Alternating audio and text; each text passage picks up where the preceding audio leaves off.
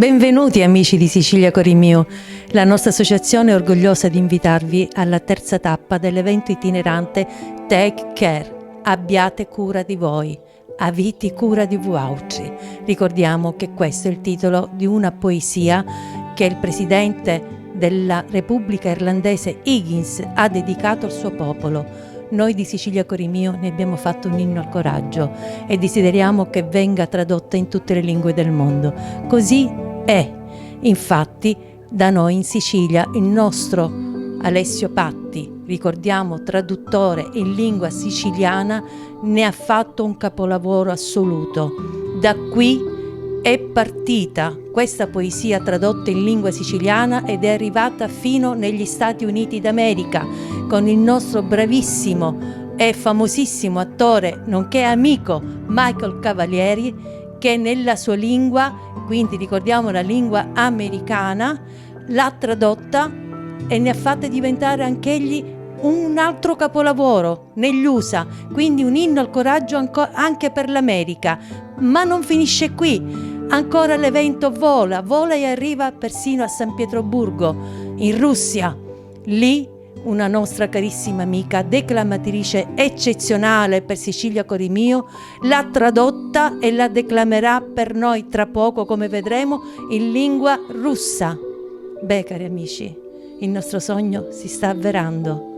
Adesso passo la linea ad Olga che ci aspetta a San Pietroburgo. Noi ci vediamo presto. Ciao amici.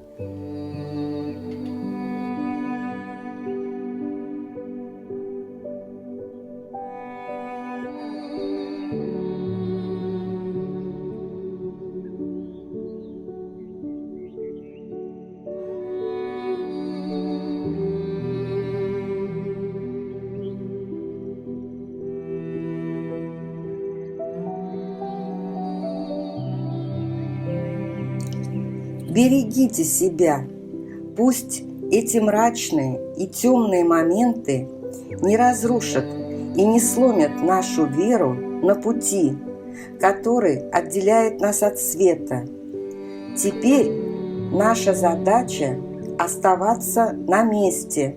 Оставьте все же это ветру, сгибать деревья и учиться у него, прижимаясь к земле, на которой вы более хрупкий и ломкий корень. И все же, более твердо переживая этот опыт, вернется утренняя доброта росы и трепет жизни, чтобы оставить его свободным в нашем общем деле.